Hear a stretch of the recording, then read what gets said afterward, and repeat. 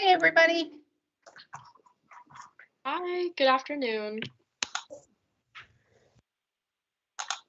It feels like a very bright Hello. afternoon. I had to close all my blinds in front of me. I'm blinded in a very good way.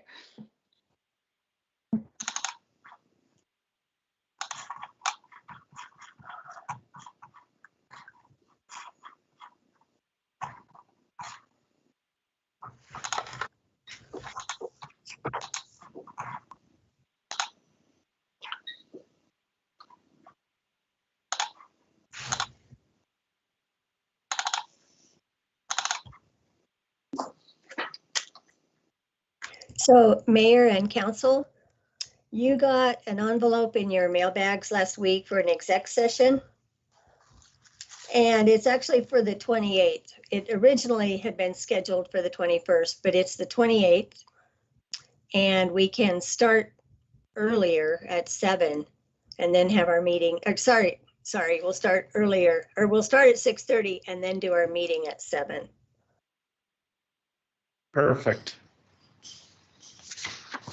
We'll see how that goes. Thank you, Carol. Yeah.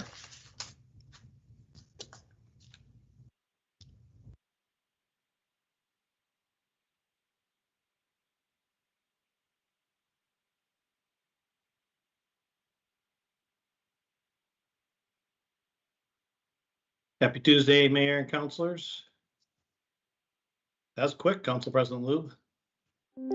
Luckily, I don't live that far away, but yeah, we rushed. I was looking around at all of us being like, I hope we all make it. We're here, so looks like everyone's here.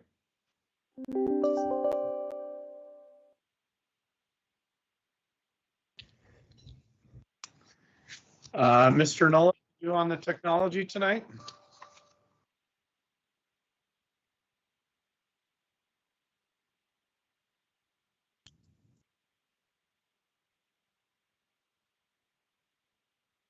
All right, I will call this Tigard City Council meeting to order. City Recorder Krager, please call. Council President Lube. Here. Councilor Shaw. Here. Mayor Snyder. Here. Youth Councilor Nog. Here. Councilor Goodhouse. Here. Councilor Newton. Here. All right, I will ask everyone to participate in the Pledge of Allegiance on their own. Mr. Nolip, please put the flag up on the screen, and I'd ask everyone to mute themselves.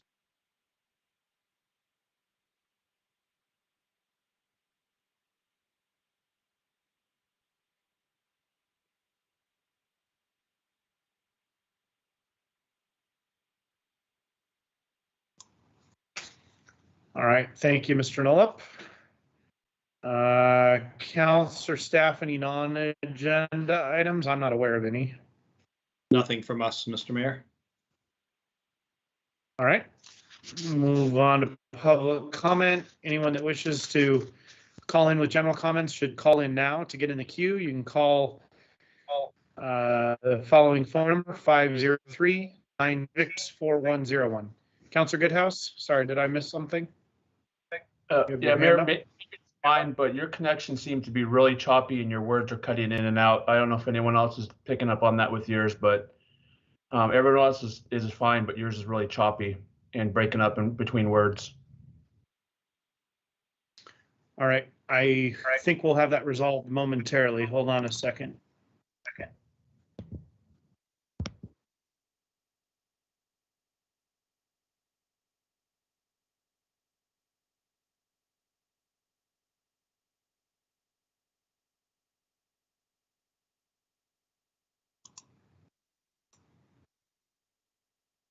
All right, audio check. How am I now? Better. I'll let you know if it changes. Oh, actually, I think he disappeared. We lost him. Yeah, we'll go ahead and give him a second to see if he can pop back on.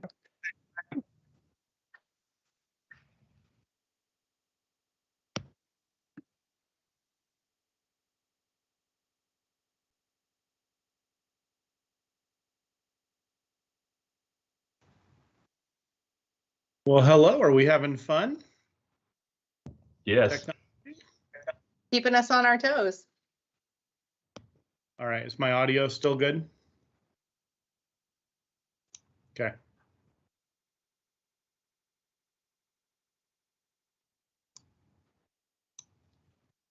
All right.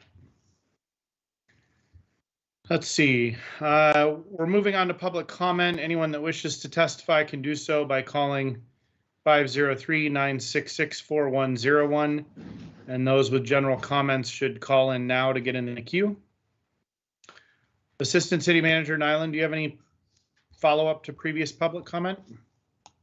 Good evening, Mr. Mayor and Council. We did not receive any public comment from our June 7th council meeting, nor were there any callers at that meeting. So fun fact, the summer solstice marks the longest day of the year. Some might think last year or last week had some long days, but today is actually the longest day. Summer solstice typically occurs between June 20th and the 22nd and signals the beginning of summer, my favorite season. The summer solstice, also known as midsummer, occurs when the Earth's tilt on its axis is inclined towards the sun at an angle of 23.44 degrees. In people speak, this translates to having longer days and shorter nights. So here's my plug for being data informed. Regarding happiness, a study analyzing posts from 2 million Twitter users found that positive messages were sent out more frequently when days were longer. Other studies found that people exhibited higher happiness levels earlier in the day. So one can therefore conclude that the levels of happiness are related to higher during midsummer or summer. Lastly, it sounds like we may have several rain-free days ahead of us. So happy solstice, welcome summer, and remember to wear your sunscreen.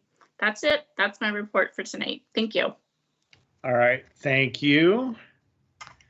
We'll move on to written public comment. City Recorder Krager, I think we had 2 written public comments. One was a request from an SEIU union member that we approve a larger increase for cost of living in their bargaining and negotiations. And the other was a letter about, I think, a concern about a tree growing in a stormwater facility. Were there any others that I missed?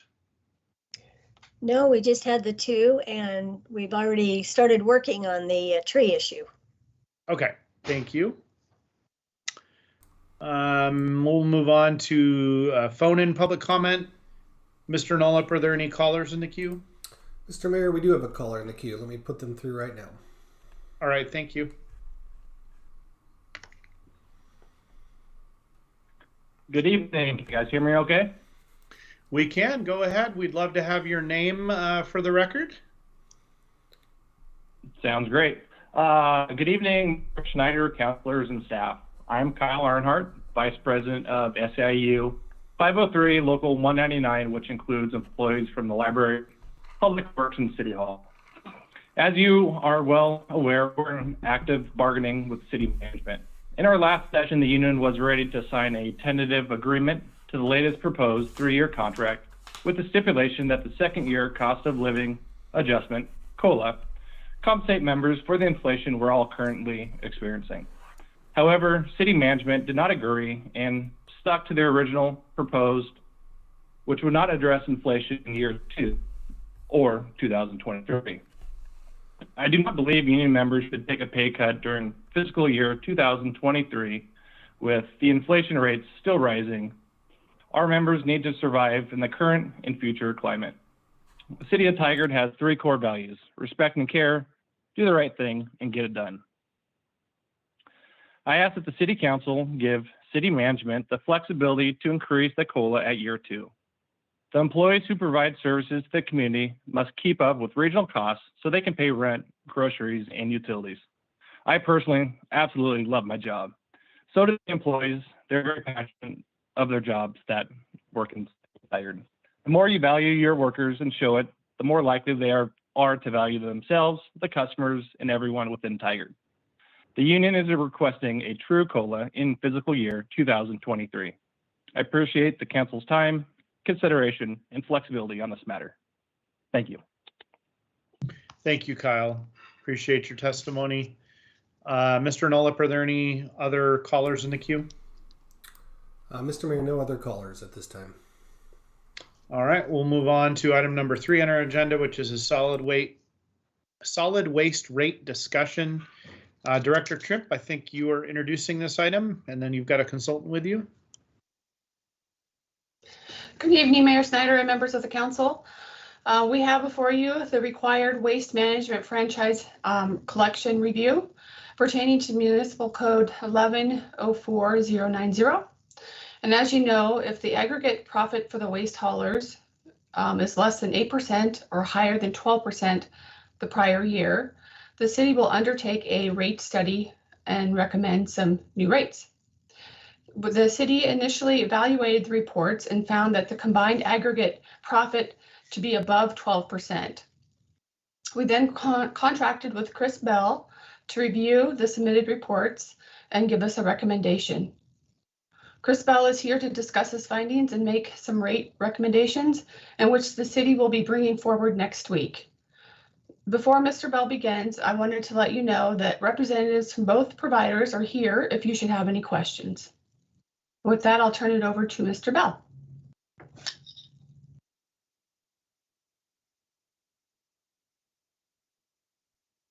Thank you, Mr. Mayor, City Council members. I did present a presentation. I was hoping that would be, I can either try to run it from my computer or do you guys have it on yours? Okay, Dan. Okay. So if you want to pull that up and we'll just.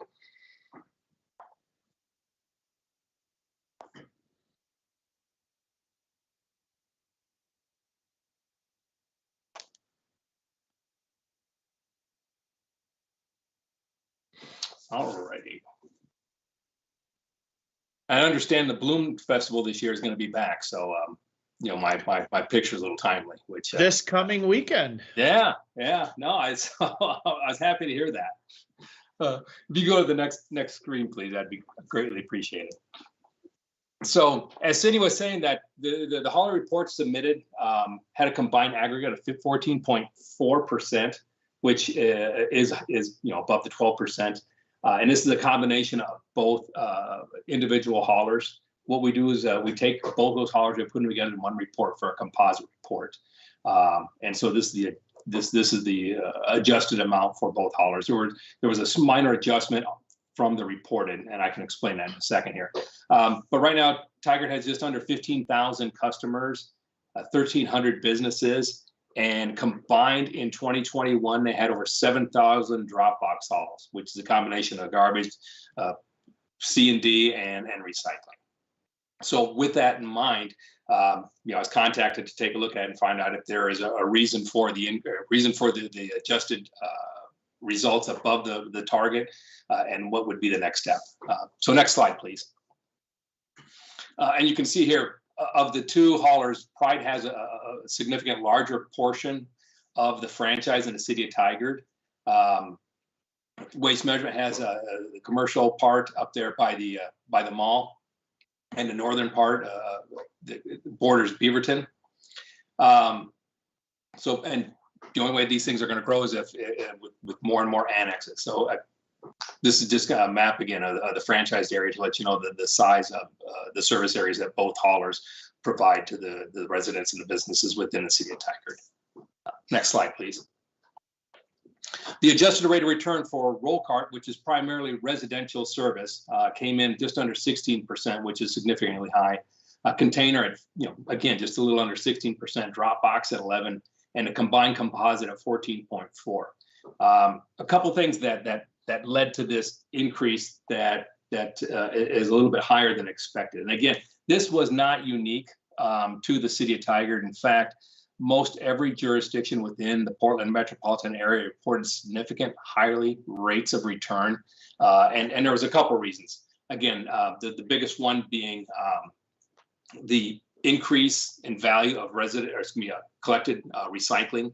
If you recall, a couple of years ago, when the markets dropped out and we were paying a significant amount to have materials processed, the value of that material was very low. In 2021, towards the end of the year, starting around September, the value of that material started to significantly increase.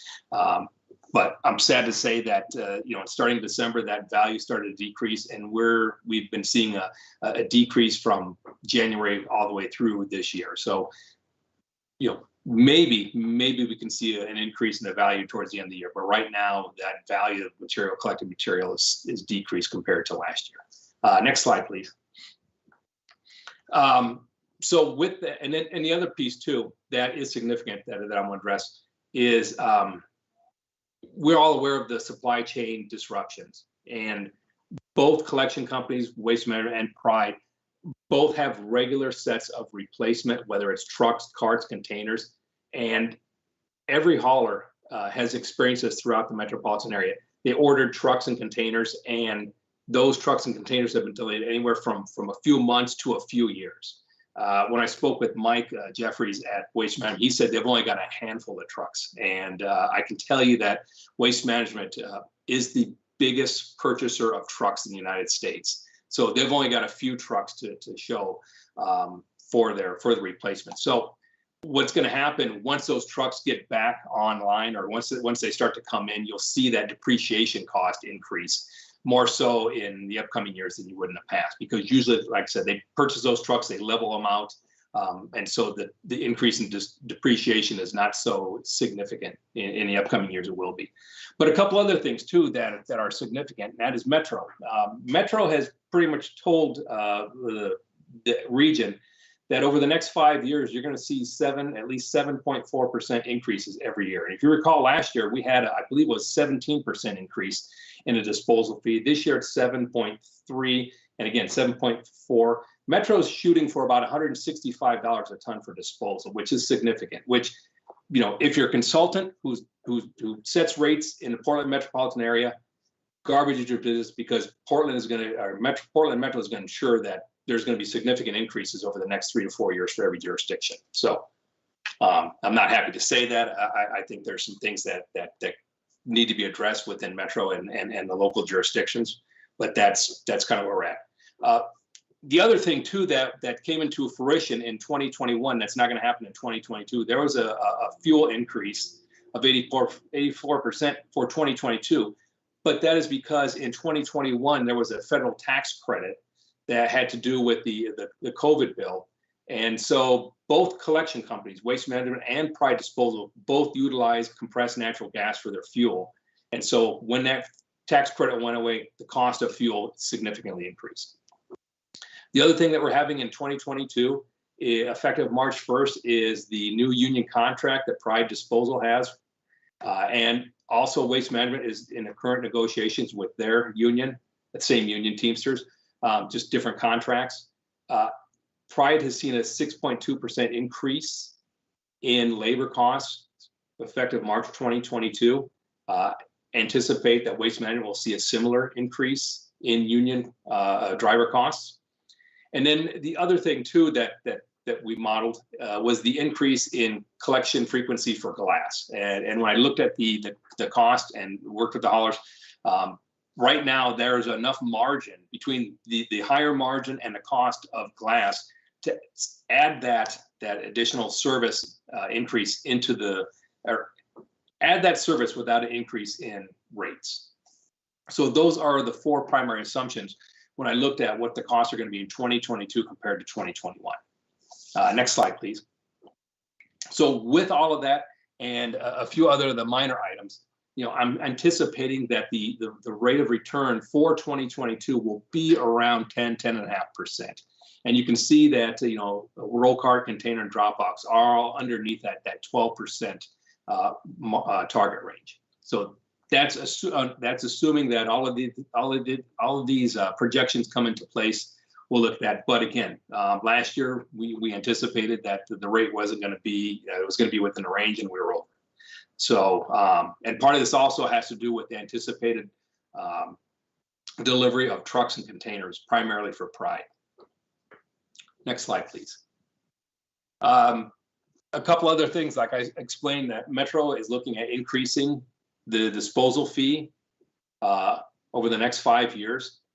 And you can see that, this is the overall impact just on that metro tipping fee increase is going to have on the residential ratepayers. So and the reason I picked the 65-gallon cart, the 65-gallon cart in the city of Tigard is the most popular level of service. And so that's going to be around, $10 up to $14 per customer per month, just for the cost of disposal. And if you're a business, look at 2026. I mean, that's a significant amount that you're going to be paying for garbage disposal, in addition to the collection of the material, whether it's garbage or recycling. So it does have a significant impact on your collection rates in Tigard as well as everywhere else across the metropolitan area. And again, truck equipment delays, replacement, look for those to continue to have an impact on the overall costs. The other problem is finding skilled labor, drivers and mechanics. If you talk with Eric, every time I talk with Eric at Pride, he lets me know how difficult it is right now to find skilled people, skilled diesel mechanics. So that is a problem that both collection companies are having, and inflation too, obviously. So those are the impacts they're going to have on the collection companies that are going to be passed back in the rates for citizens of Tigard, as well as the rest of the metropolitan area. Next slide, please. So looking right now, the rate, what I'm recommending for rates is because there is an unknown. Typically I'd say, keep the rates the same, but we know that rate increase for disposal is going to be significant every year for the next 5 years. And so I'm recommending at this point to keep rates in check and to keep the haulers within that margin is to pass through that rate increase for Metro. And again, a couple years ago, actually it's been quite a few years ago, when I first worked for the city of Tigard, city council was very clear. They would like small rate increases instead of significant rate increases every 2 to 3 years. And so keeping with that direction that I had got from a prior city council, the recommendation is pass through that Metro tipping fee increase effective July 1st. Next slide, please. One of the two other additional services that I was asked to take a look at is the increase in collection frequency for yard debris. And right now you're at every other week. To increase that to weekly, the increase would be approximately, or in this case, it would be $2.33 per customer per month to add that additional pickup from every other week to weekly. Or if you wanted to add food waste to that yard debris, then we're looking at a $2.93 increase, which is a 45-cent delta. And the difference for both is because once you introduce food into the yard debris stream, no matter how small it is, there are different standard procedures and different requirements, regulatory requirements by DEQ to handle that collected material. So that additional increase offsets the permitting and the requirements by DEQ to handle food mixed with yard debris. Next slide, please. Can I just ask you, what you're indicating there is you really can't do one without the other, right? You can't go to food waste and not be on a weekly and it would go in the yard debris. I mean, that's what I'm getting out of it. I guess I want to make sure that's what you're intending by your comments. Oh, no, because, for example, right now, City of Hillsborough has food waste and it's every other week mixed in with its food waste and yard debris. And I'll explain this because this is the slide to do it.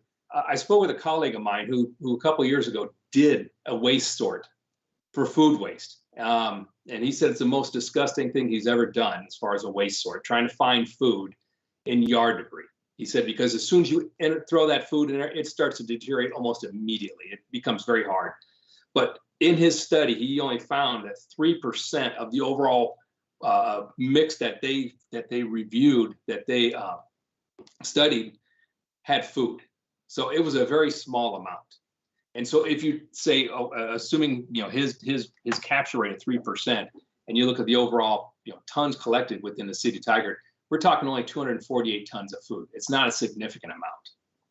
So But in order to handle that 248 tons of food in the overall yard debris stream, you're going to pay an additional $95,000 or almost $96,000 a year to process that yard debris. So, you know, your costs are going to be significant to add that food waste to the yard debris, you know, to the magnitude of 45 cents. But back to your question, Mr. Mayor. Yes, you can absolutely do every other week and add food waste to it. City of Hillsborough does that right now. I believe. But you didn't model that. Is that No, what I'm? no, but I can, you know, if you guys need that after the end of this presentation, I can sit by, I can calculate it and give you something before the end of this meeting. Okay, thank you. Sorry to interrupt you. Oh, but no, that's fine. That's fine. An important question for understanding there on that proposal. Yeah, because, well, you can see that, you know, that's a significant rate increase just to add that collection frequency to that. And the citizens already have that bigger yard debris cart and it's already prepared. So if you want to add food to that, it's not going to, it's probably going to be around 25, 30 cents per customer. I'm just, you know, just looking at the numbers and thinking to myself how much that'll be, but I can calculate that and get that back to you. Next slide, please. So the other one that we'll talk about is the Recycle Plus subscription program.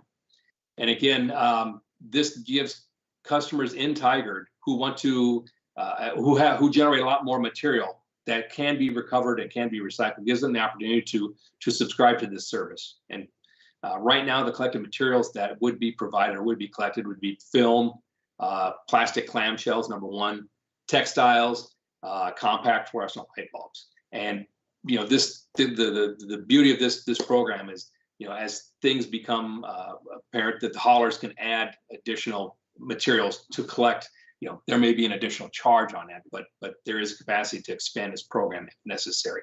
The monthly rate on this would be $255 per customer per month. And then every time that container set out or picked up would be $945 per event. And the service would commence or could be provided by the haulers once they move to that weekly glass collection. So they would utilize that same truck to some degree to pick up these materials. So that is an option that is available for the city. Next slide, please. So the question or for city council consideration, and I'll add another one, is, you know, implement every other week glass collection. There'd be no rate impact. Excuse me, I misspoke when I said weekly glass collection. Every other week glass collection, because right now there's enough margin or enough profit margin within the rates to absorb that additional service. I would recommend passing through the Metro disposal fee increase effective July or August as soon as possible. You know, I understand that there's some issues on the Recycle Plus program, and I'll push that to the side for the time being. And then council has a decision whether to implement a weekly collection yard debris with food, without food, or the third consideration is implement food waste collection with under the current collection frequency. And then I will, like I said, I will calculate what that cost will be and send that over to you. So those are all the council considerations. Next slide, please.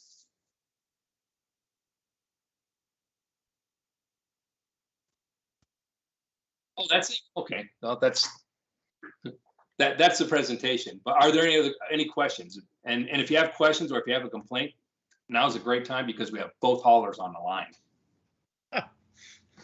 I'm sure they appreciate that. So, so you'll do the math. You'll do the exact math while we're talking and. Yes. On the question I raised. Okay, Councilor Newton, go ahead. Yeah, just so I understand this, on the Recycle Plus subscription program, so the monthly rate, if I subscribe, is $2.55.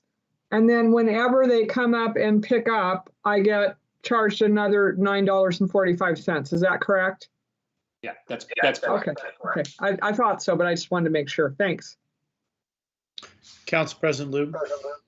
Thank you. I just want to piggyback off of that. And so if we were to move forward with the Recycle Plus subscription program, the $255 would be only for those individuals who want to participate, or would it be citywide? only for people who want to choose. And the reason this, I like the method the haulers took with this, because if you think about it, if you look at the material that you set out, usually you're going to set that out maybe 3 or 4 times a year, right? And so it's maximizing it's minimizing how much you're paying, but it's also maximizing the hauler's ability to be responsive to you, because that $255 covers the rated serve rate. And so if you look at over a course of time, you're just going to $24 plus maybe 3 times to pick it up. So it's in my opinion, it's a good compromise to a subscription that you're paying $9 or $10 or $12 for every month and not fully utilizing. Thank you for that context. Yeah. Councillor Shaw, did you have a question or your hand up? I did, and Councillor President Loop's question was my question, so thank you. Okay. I guess I want to ask just a conceptual question about your recommendation and the modeling. I'm having a little bit of trouble getting myself to the place where I'm comfortable with saying, last year the profit margin was quite a bit higher than expected, and now we're going to proactively increase rates to compensate for what is likely to be a very, at least in the following year, a small increase in the tipping fee. Now, recognizing that's going to get much bigger, but the residential customer, the amount you're saying it needs to be increased is relatively small on a percentage basis. And I guess I'm having a little trouble resolving that concept in my mind. Like, last year, in my mind, the way this contract is set up, or these franchises are set up, there's an 8 to 12% expectation. And I guess I'm in a year, higher years above 12 should help compensate for years that are somewhat lower than 10, 10's in between 8 and 12. Like, just help me get there, or do I have a valid point, I guess, is my question about that. No, you're dead on. And that's the question, when I was talking with Cindy about this, initially you look at that 14%, you say, hey, we're going to decrease the rates. But I'm reluctant to do that too, because as soon as you decrease the rates, then next year you have a rate increase to get that rate plus a little higher. So I don't like seeing a yo-yo, but I also understand your concern that, do we take the 14%, do we let it ride to next year and then adjust the rates? And that's a decision that, as a city council, you guys can make determined. Yeah, and I mean, that's kind of where I'm coming from. I recognize that next year is probably going to be a very different scenario. Not only are there the metro tipping fees, but they've got it sounds like labor agreement that's changing as well.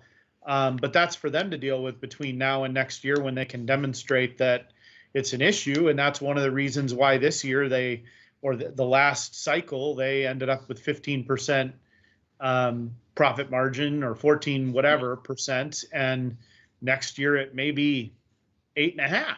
Yeah. And then things get adjusted from there. But I have trouble with the concept that we always increase it when it's favorable, but never, don't decrease it when it should be favorable to the customer. So just a concept there. Yeah, no, I know.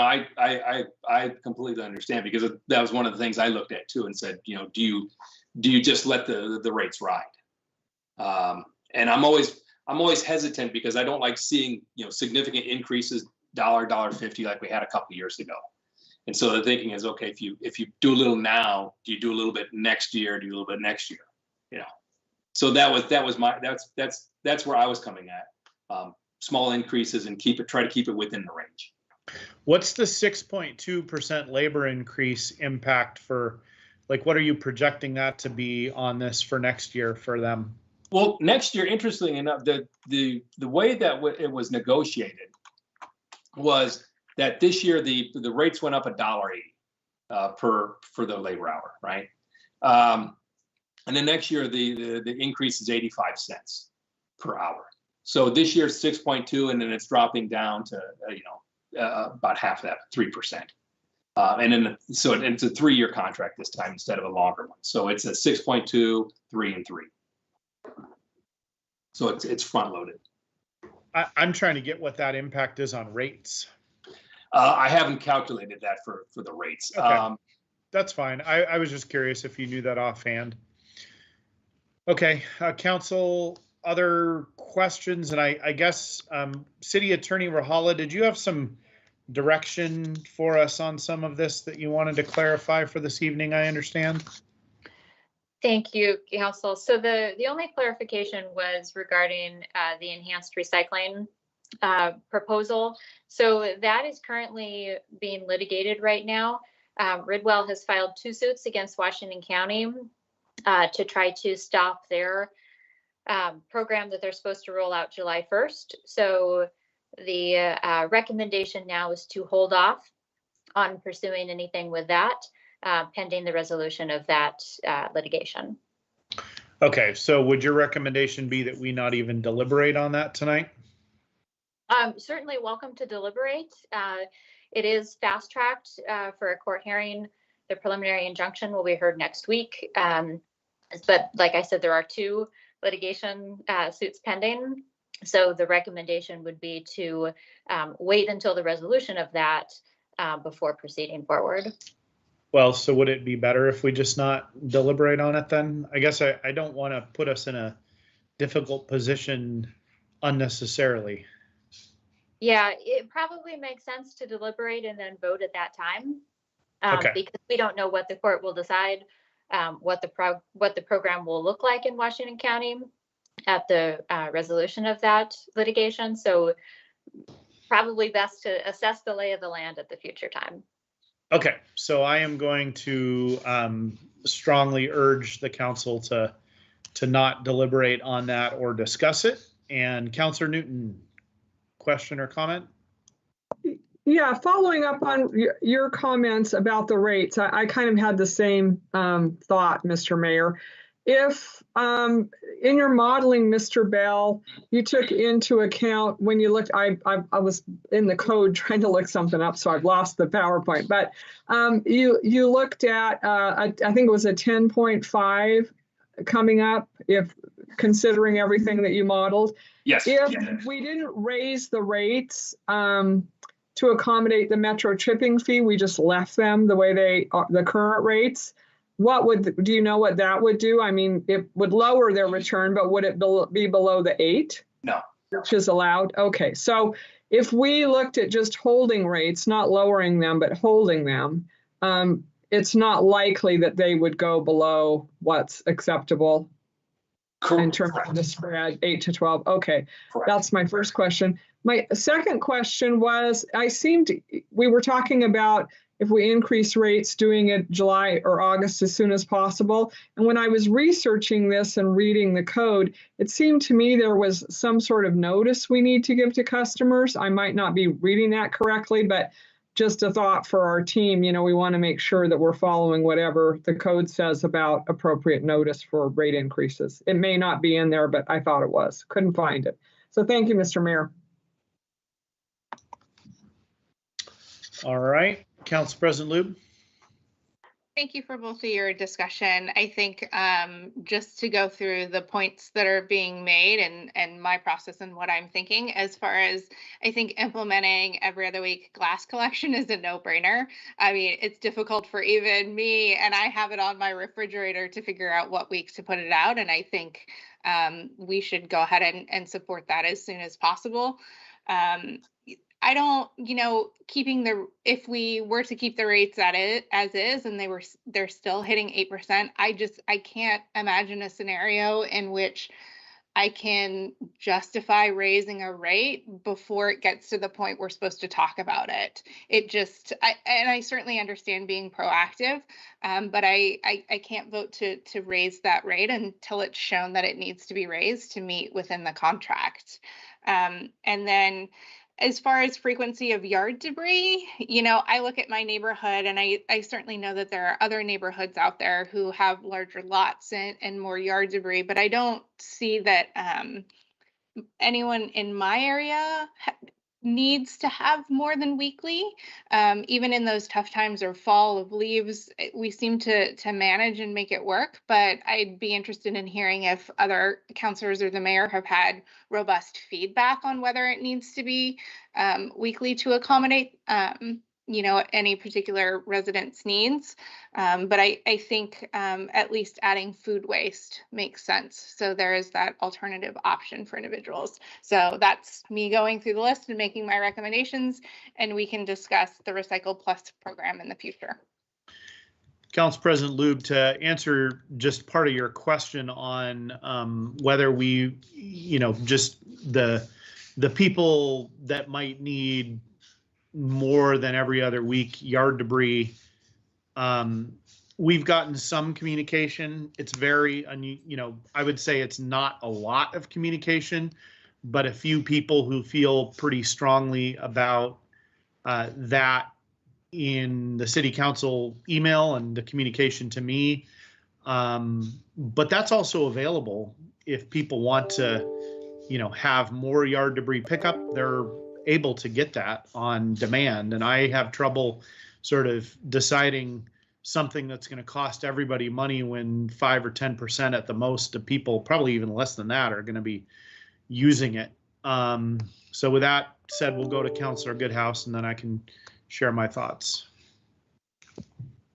To jump into the question for the yard debris, in my area, I've heard people state that the summer months when there's more lawn clippings and so forth, that they wish they'd have weekly. I know they double up or more, so I don't know if the haulers can comment on that, but it's something where they at least they get more, or I don't know if actually they can get additional yard debris one, but it's when it comes to be that time, 2 weeks of cutting grass and all the clippings and stuff, there just isn't enough during those times. So I only know they can because we've had to respond to a few residents over time about that. So I do know the answer to that one. Okay, so there's quite the part in that one. So either they just double up during those times or switch it. It seems to be more summer. There's leaves, but that happens like just a couple times. But with the summer, regularly cutting the grass, there's a good 6 months probably of time when they need more than one. And by they, are you talking about a majority of people or a couple of people? Just people I've heard, so I don't know majority, but I think it all depends on lawn sizes and yard size. So as Council President Lube said, I think it depends on the lot size and how much grass it is. Some of the newer homes being built has just tiny strips of grass where there's not as much in the yard. Some of the older homes throughout Tigard have a lot more grass or things that grow. Right now during the time everything's gonna be growing crazy, so a lot more pruning and trimming of everything. Would you estimate of all the people in Tigard that have garbage service that's more than 5% of the people that would be in that category? I'm trying to think of the makeup. I mean, I could see it being around 5%, but I mean, it's not I wouldn't say past 10, but I could see around the 5 maybe range.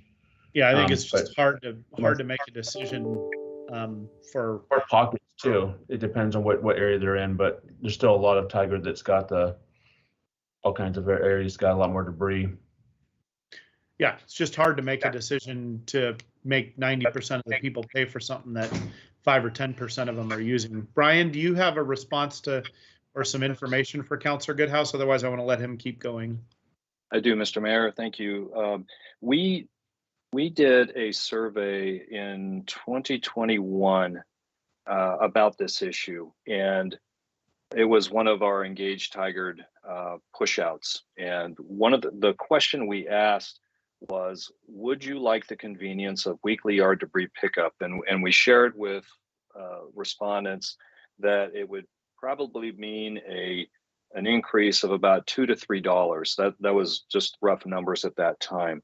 We had 663 participants in that survey, and 65% answered that they would like to have the weekly yard debris pickup.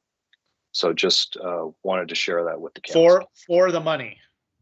For the money. Like it wasn't just you can have that for free. That's a good financial trade-off for them. We made the point of estimating at that time it'd be about a $2 to $3 increase for them. So you nailed that estimate. Accurate. All right.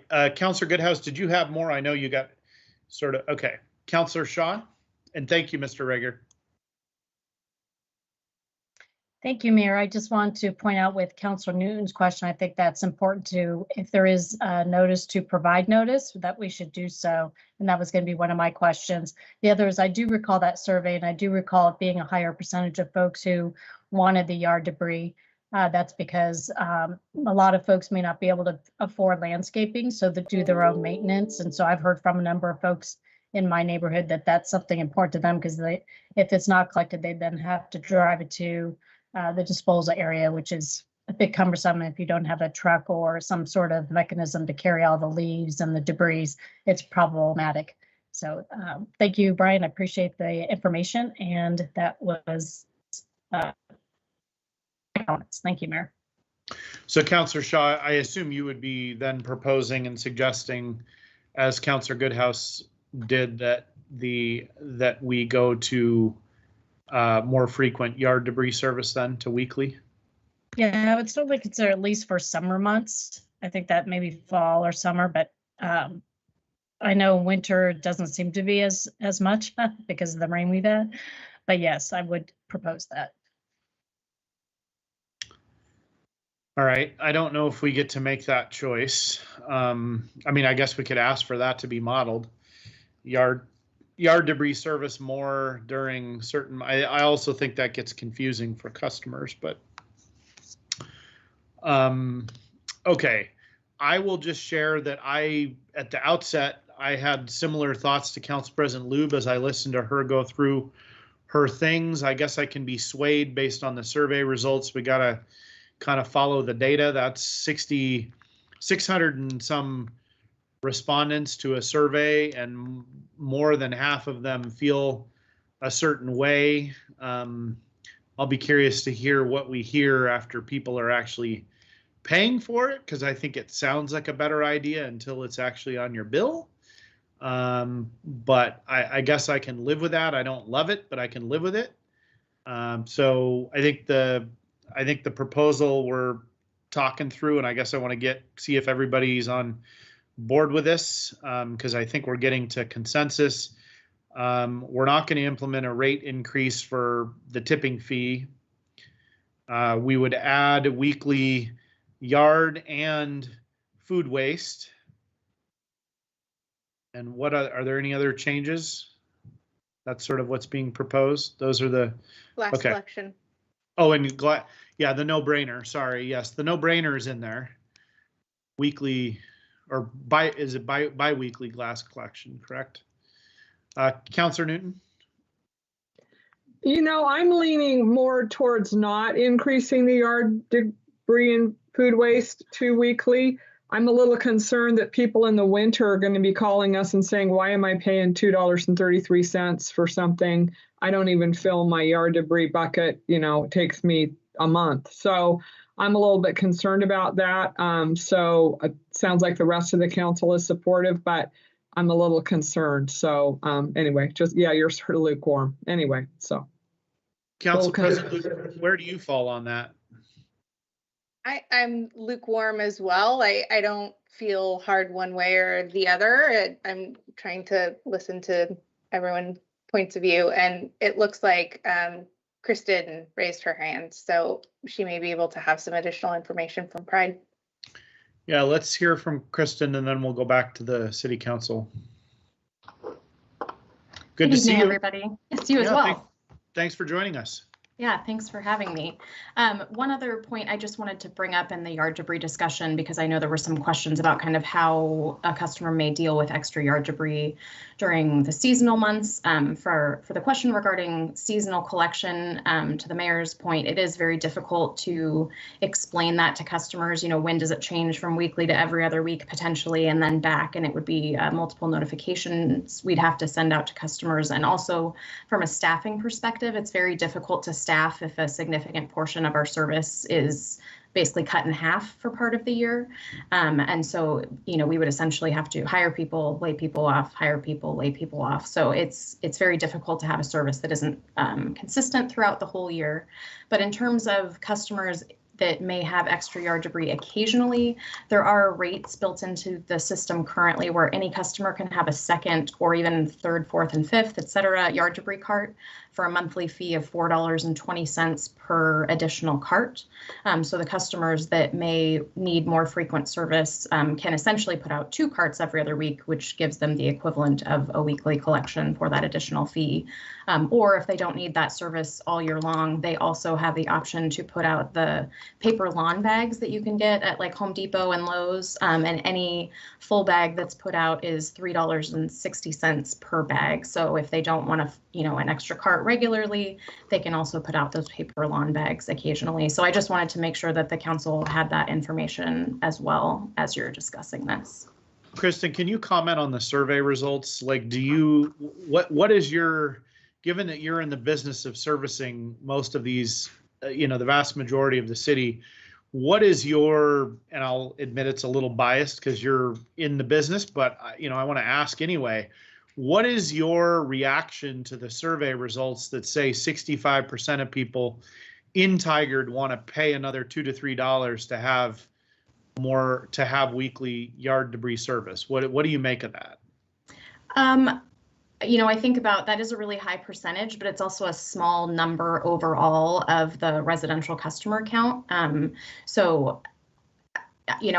I guess my first question would be, is that considered statistically valid? I think if you were to ask every single residential customer in the city of Tigard, I'm not sure the percentage would be that high. Anecdotally, I would say the things that we hear the most frequently from our customers that they would like to have that they don't is that they want more frequent glass collection and they want to be able to compost their food.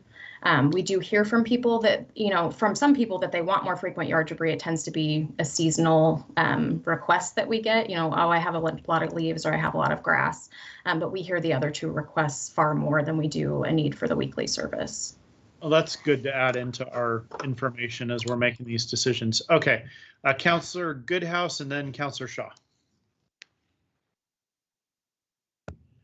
I agree with the yard debris, even though there's a percentage that need it more. Those folks probably just get a second can through the seasonal part and then have them take it back or something like that. But I think overall, for the amount of people that may not use it, there are the bags. You take a look at having to buy, the bags, and that's an extra kind of, process of buying something you don't need that could be wasteful. But there is that option. So I don't see putting, too much confusion to set up 6 months when they collect it and then they don't and changing it. So I'm not overall for the majority. I don't see adding more, but I do agree with the waste in the bottles. This glass, I think most people, because it comes once a month, they forget about it. So every 2 weeks will probably be good on the glass, because I think those build up more and more and they forget it. And then definitely the compost that would, I think, probably relieve people on their trash bills too. So they could put more in that as well as having smaller trash cans. All right, Councillor Shaw and then Youth Councillor Nog. And just for clarity, Mayor, for my sake, so we're talking about food waste and glass every 2 weeks or every week? Because I'm getting confused at what. Glass, and then also, if we're going to talk about glass would go from monthly to every other week. Okay. And food waste, as proposed, would be allowed to be put into the yard debris, and that, as I'm hearing it now, would remain every other week. That's sort of what I'm hearing the consensus to be. Okay, so we still need to track. We still need to have notes on our refrigerator when it's going to be. So if we're going to talk about statistically valid, I'd love to know what statistically valid is for the food as well. Because is there enough food that's going to be every 2 weeks? And the reason I mention that is because I do know a lot of folks who have to get the brown paper bags. It is $3.60 plus if you add up the bags, and then individual with Pride, it's $3.60 per bag, which can get up to well over $20, $30 if you're looking at leaf season. And so I understand the extra cost of business. Certainly understand you don't want to have an ebb and flow such as that. But it just seems to me with, we've had just as much constituent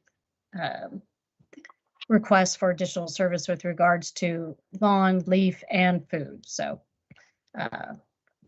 just want to make sure we're being consistent. All right, thank you. Youth Councilor Nog? I have a clarifying question. So does the food waste and the yard debris get composted bi-weekly? You mean picked up, or are you asking the haulers how it's handled once they receive it? Or what happens after it's been received? Kristen, or I don't know who from Waste Management's on the line. I can't see all the people, but all right, Kristen, you want to go first, and then we can let the Waste Management rep speak as well. Sure.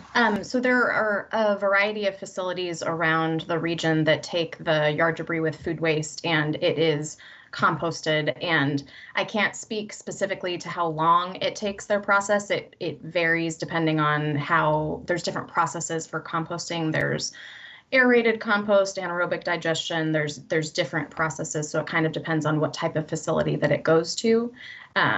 But it is processed and turned into the compost that you would add to your garden to enrich the soil. So that happens over a period of, I believe, 60 to 90 days. But WM operates several facilities that do that work, so Mike Jeffries might be able to speak to it a little better. Mike, you're up. We are not hearing you, though. All right, sorry about that. How about now? Can you hear me now? Yes. And that's not a commercial, but anyhow, yes, Kristen is correct on the length of time it takes to process the food waste with the organics. And I think Chris makes a very good point, as well as the amount of cost that would go into collecting the 3% of the food waste that would be. It seems like it isn't the right time for me to see it implemented, especially we're already almost through half the growing season for yards right now. So if you were to make a change with your yard debris collection, I would recommend that you waited till January and start the program fresh. That way we have the ability to collect the entire cost for an entire year to see what the true impacts are versus the modeling that Chris has put together.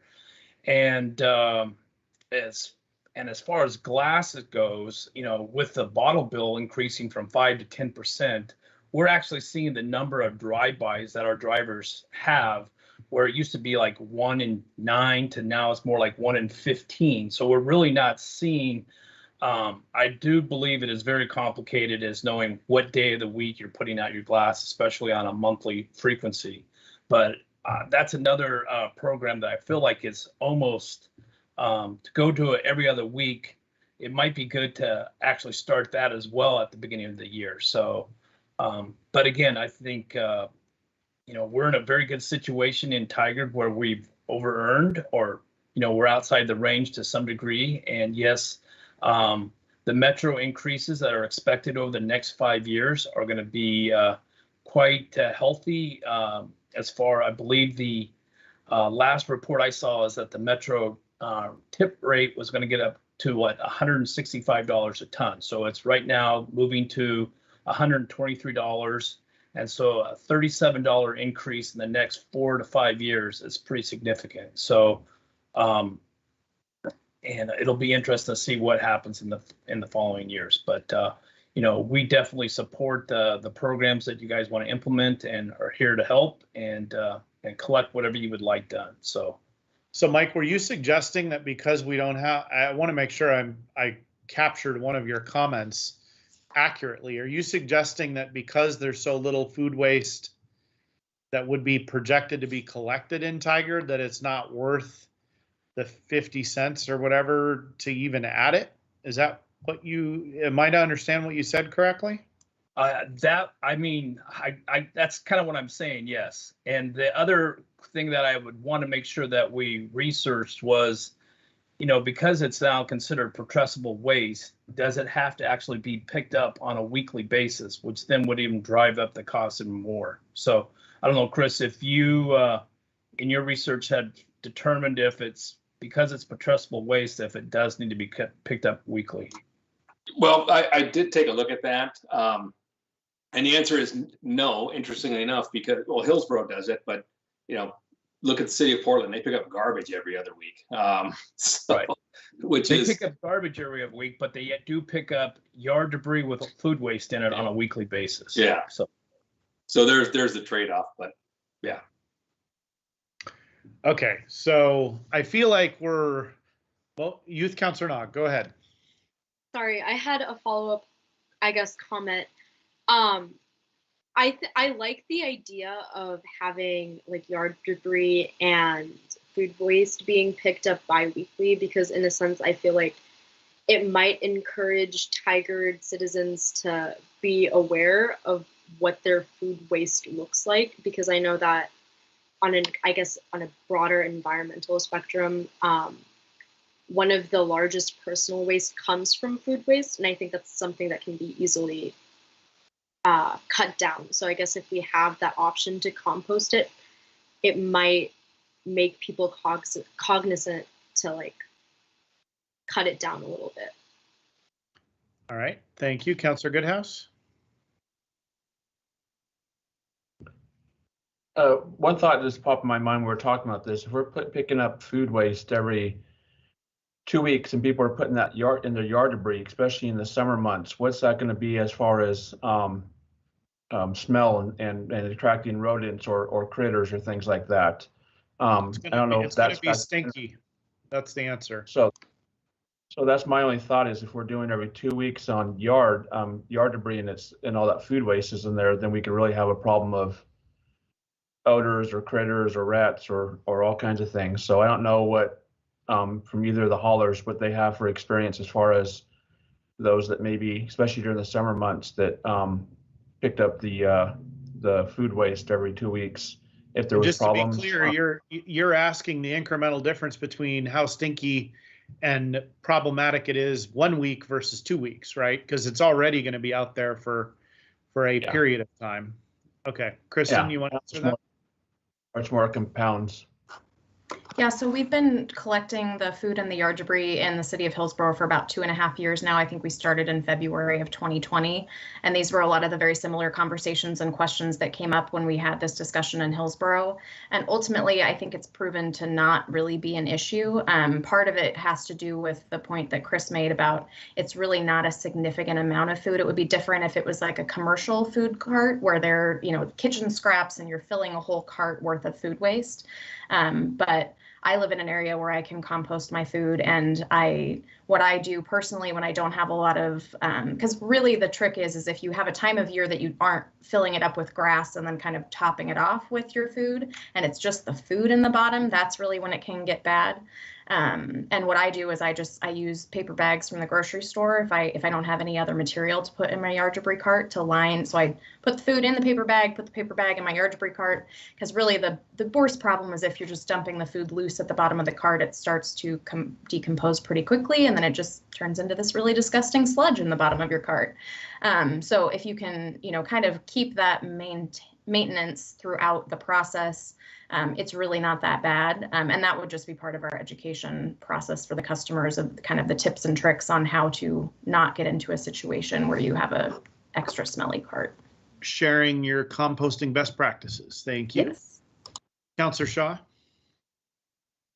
Thank you. I was just going to mention there is, to Councilor Nog's point, there is a robust educational program and for composting, food composting, and I would recommend that a lot of individuals, if they can, start that program. It's very easy, and then you're just not throwing it right into your weekly clippings. And perhaps Kristen with Pride and Jeffries with Waste has that program in place. But it seems to me a little education via the city and our disposals could go a long way. Council President Lube, you happen to be ready to make a motion, or do you have another question? No, I just want to make a comment of something I actually learned last year, and I'm not advocating that people not take care of their bins, but I learned that Pride will actually come out and swap your bins once a year if there's something going on with them and you need a fresh set. And I actually thought that was the coolest, nicest thing to see them replaced and have a fresh set. So for anybody who doesn't know, you could do that. Maybe Mike can speak to waste management, but I know Pride does that. Yes, we do the same thing. Chris? The one question that came up was if you were to keep every other week the collection frequency, but add the food waste, it's an additional 35 cents. Okay, so pretty minimal impact there. And as Kristen shared, we get a lot of, I mean, I've seen those comments too. Some of them come to us first, but Kristen, you've confirmed that the food waste part is something you get more commonly on your customer service lines about adding, or why we don't do it, or why we don't have it. Cindy, did you have something to share? Looked like your hand was up. Yes, thank you. Mayor Snyder and council members, I just wanted to note of clarification. Next week on the agenda, we have an opportunity to vote, or you will have an opportunity to vote on these topics. So we wanted to make sure that we gave enough public notice, but certainly related to the glass, that's your call. Or we can just take it all in one action next week. Correct. I mean, is there a reason why we need to vote on glass tonight and everything else next week? Just seems okay. Seems unnecessary. So it sounds like I think we've mostly got consensus. So my hope is that we're not re-deliberating this whole thing next week. And Councillor Shaw, I think where I heard everybody land was you were at the point we were done, maybe the only person advocating for weekly yard debris and composting. So I don't think that's going to make it. But I think there was consensus with everybody else on the rest of the content. Is that accurate? Yeah, for 2 weeks, that's fine. Okay. I mean, you still have to track it. So if it's every 2 weeks, you still have to have a note on your refrigerator. So just noting that we're not solving that, but yes, we're picking up with more frequency. So thank you, Mayor. I do think that the every other week thing people kind of have down, and it's easier to track whether you did it last week or not. Like I just have not heard. Yeah, I don't want to suppose and guess what people might be thinking, Mayor. So yeah, we don't know what people do, but we just don't get that complaint. And I mean, from personal experience, that's not, and the glass one has been a problem. So I'm living what is being described. So that's well, good I've to got have. Complaints on glass on the yard debris. So, just that's why I raised it. So there has been complaint. Happy to go with every 2 weeks, just noting that we still have to keep track. All right. Thank you. Chris, you still got your hand up. Are you needing to say more, or is that an errant hand? That's an errant hand. Okay. Thank you. Okay. Yeah, thank you for all your help on this. And then sounds like we'll take action next week. With that, we'll move on to item number 4 on our agenda, which is emergency management planning update. Mr. Lewick.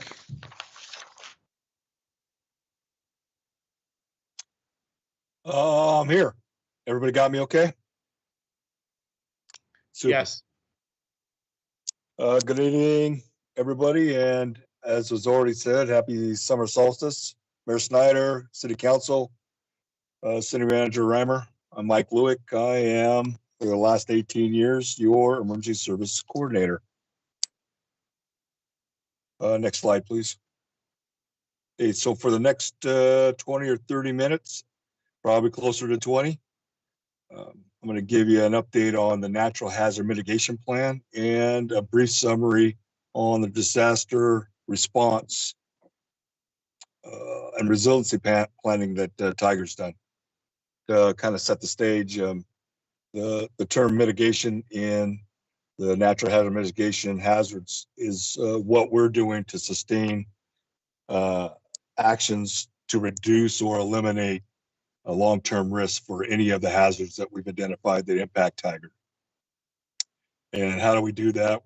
We use our local plans and regulations similar to like our building codes and whatnot at all levels to protect our structures and infrastructure projects, our natural systems, and provide mitigation education and awareness programs to the community.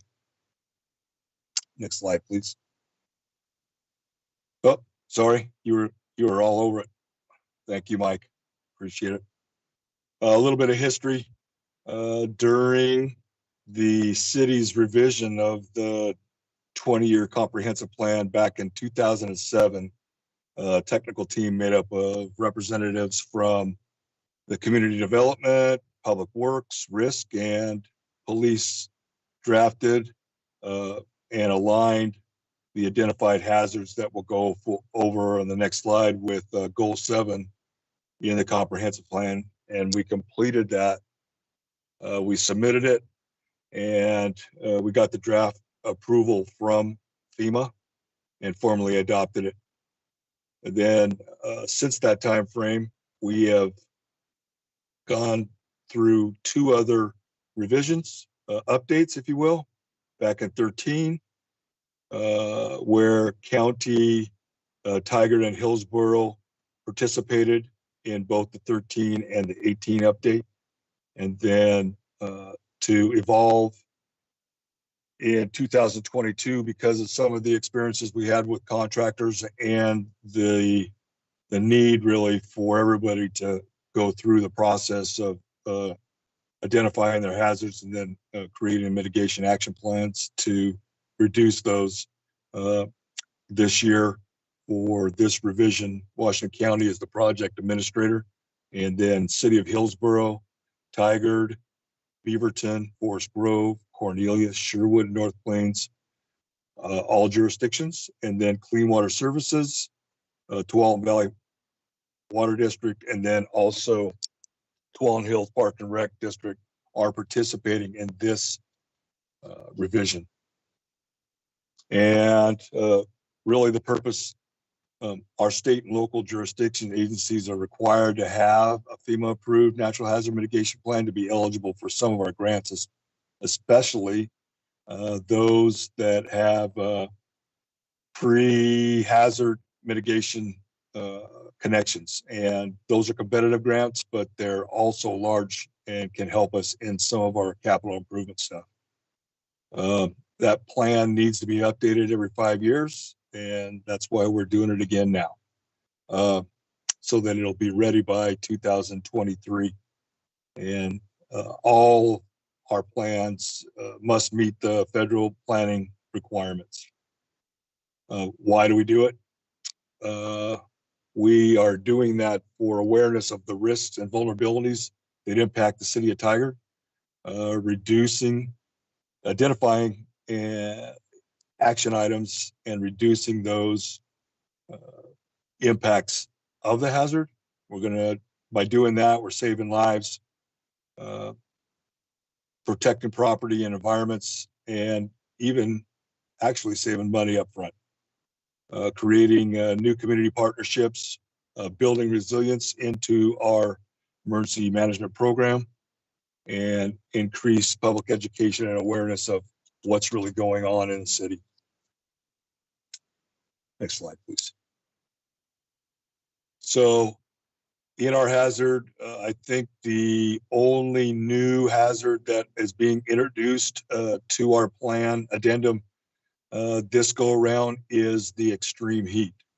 I just want to give you a little bit of maybe history related to those identified hazards that are on the screen.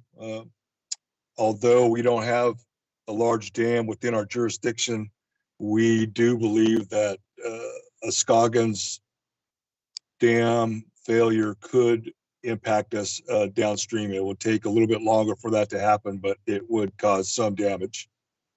As y'all know, we're experiencing drought on a regular basis. More so obviously on the east side, but we're getting hammered on the west side now as well. Extreme heat these last couple of years have really been record breaking, to include that 116-degree weather that we encountered last year. Earthquakes, no, they're not the big one, but we get those fives. We get the swarms off of the South Coast almost on a monthly basis. Our floods, last high water was earlier this year, and that continues just to create challenges with us. Landslides, really, we're fortunate, but we did experience a small one right there on 99W in Bull Mountain, next to the cemetery, where they've retained that wall and done some good mitigation work because of that slide. So that's just an example of things that can happen when things happen. Again, it costs us a little bit of more money, though, not necessarily us, but the governing jurisdiction.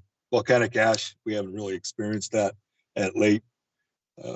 Wildland fire and smoke last year, although the wildfires were outside of our jurisdiction, we have a good chunk of our staff, whether it's law enforcement and or our public works folks, their houses were threatened, which caused an impact on staff. And then the smoke, although it was region-wide, Tigard got a significant impact.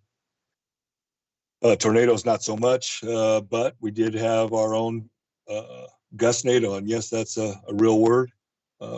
It was a short-lived event, but it could have hurt some folks down there. So those things do happen. Stars have to align, and that whole weather pattern has to align for it to happen, but it does happen. And then our winter storms that we have on a regular basis. Last year was probably the more significant one, where it impacted not only the roads and whatnot, but it also cut power and those things that are not natural hazards, but they have some attachment to the natural hazard itself. Next slide, please. So project phases, there's 5 phases in the current plan that we're working, plan revision that we're working on. First phase was just more of a getting your homework and aligning all of the phases so that we had a good planning project lined up for us, identifying our steering committee, which is me, but we have a technical team made up of all of our departments, probably less representative from a library, but all the rest are represented. In phase 2, which happened from March to May, we had workshops with our technical committees establishing our plan for the outreach to include the public, our whole community, in participating in plan review and input, which will kick off here shortly. And currently we're in phase 3, which is the mitigation strategies, and workshops are going to begin, are actually started around the 1st of July or June, and will go through the 30th of July. And we'll, by the end of 30 July, have had identified mitigation actions and start to craft those into action items that are tangible to each one of the hazards. And then 4 will be plan implementation and maintenance process. That's going to happen in August. And then phase 5, we'll look for plan approval anywhere from 1 September through 30 December. When I say approval, that'll be a second review by stakeholders, and again, that whole community approach, and get us to where we need, going back and forth, and get it in the right position for you, council, and the mayor to adopt formally sometime in early 2023. The plan outline is, it's going to be a 3-volume plan. And this is, when we talk about this, this is a county plan, right? The first volume will be an executive summary, give all the acronyms and all those things. And the second volume will be each of those participants that I named off previously and their addendum within the plan. So each jurisdiction and special district will have a small piece in, or a chapter, if you will, in volume 2. And then volume 3 will be all the appendices. The most significant piece we'll probably want to post online is our addendum, and then have a link to the county's volumes 1 and 2 as well.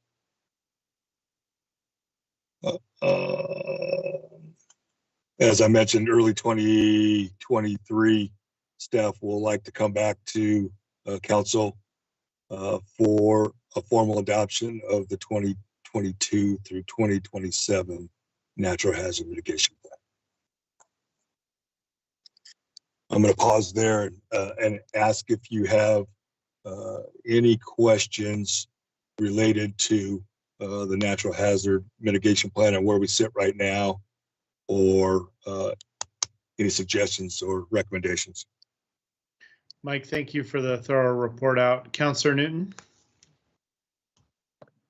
Yeah, just a quick one. Thanks, Mr. Lewick. And I'm going, this is like 2013, 18. I'm assuming that we're building each time. I mean, that's my memory. So we have a plan and we identify new hazards. We have worked through, real life situations. So I'm assuming we're building each time on the last plan as we develop strategies. Is that correct?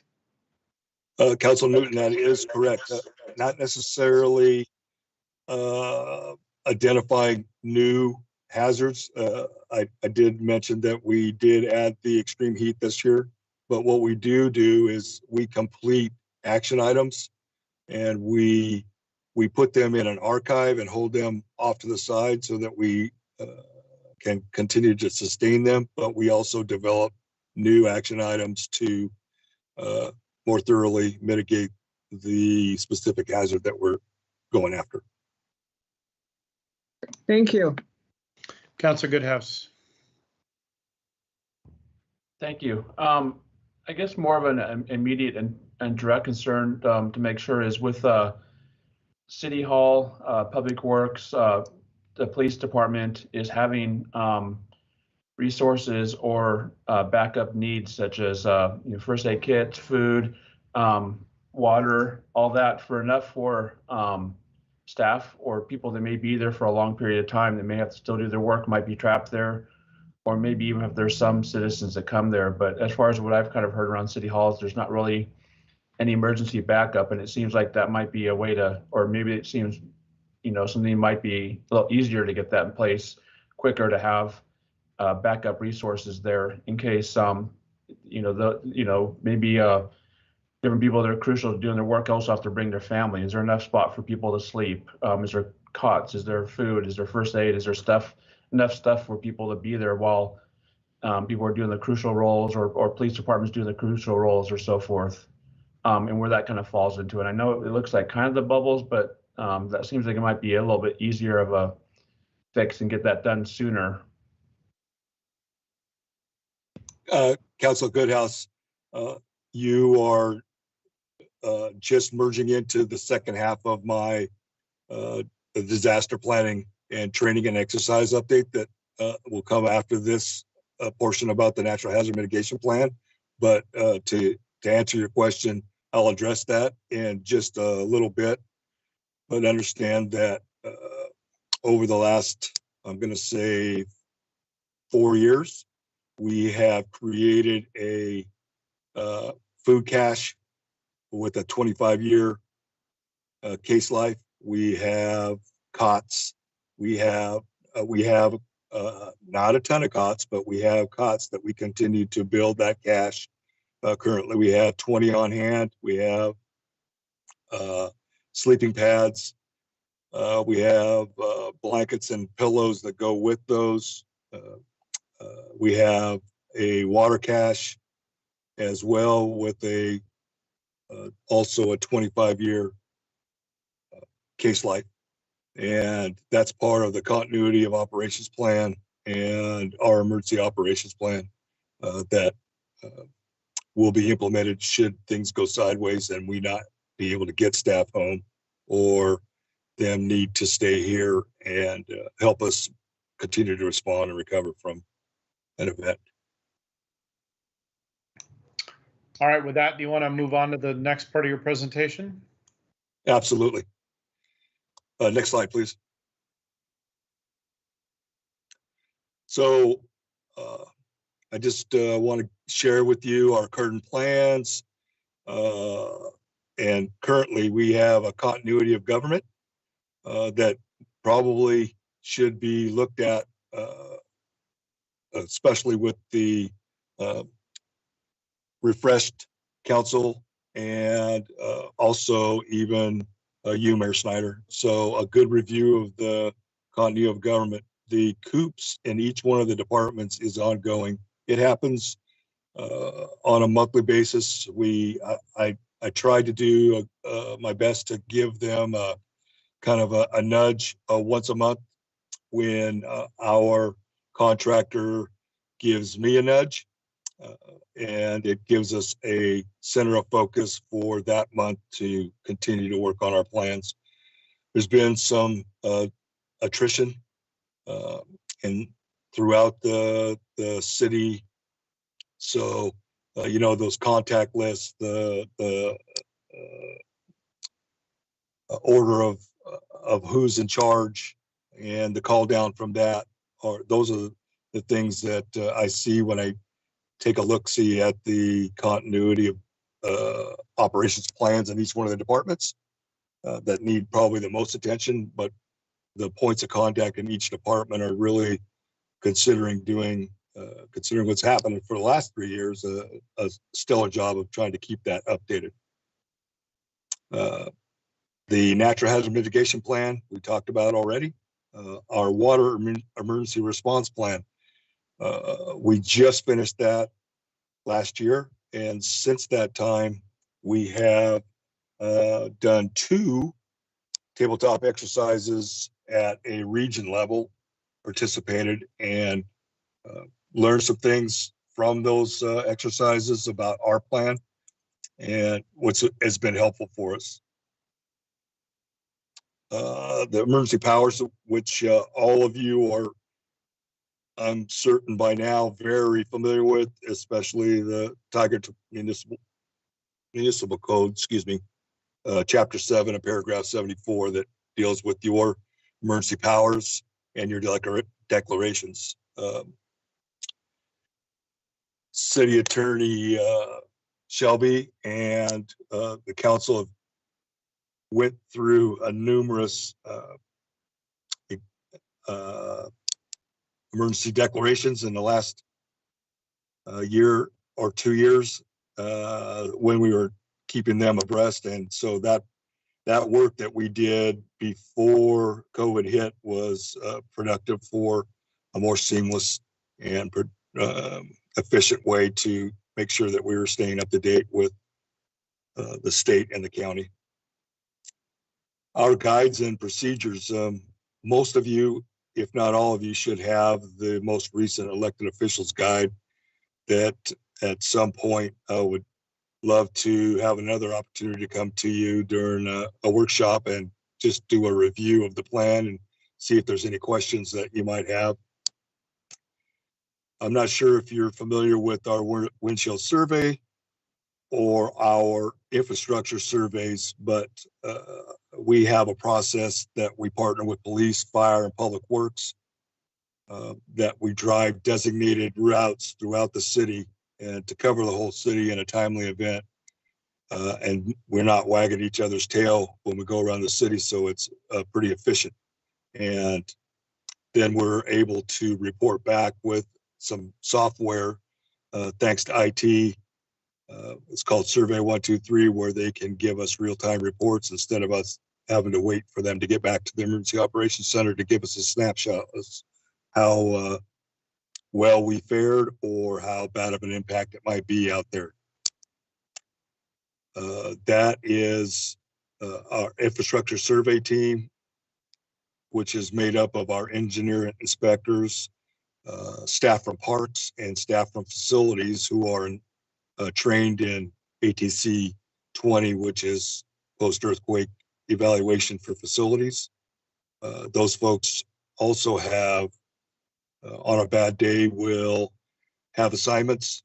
These are practiced on an annual basis where the teams rally up at their buildings, they check their kits, make sure that they have all their posting materials and they have their manuals with them so that they're doing a thorough evaluation. And that is also, once all the public facilities are done, then they go out to our water sites to see how we fared with those sites, that we can make sure that we're good to go throughout the city. Also, you're aware of our Code Red emergency notification system, which is, I'm not supposed to say this, but a reverse 911. We've been with them since 2008, but the state has worked a contract with Everbridge, and we will be transitioning, because it's a statewide conversion, through the county. And really, after some negotiations with the county, not lose any of the current capacity that we have now in making those calls when we need to, without a delay of going through a number of layers to get the message out to our citizens.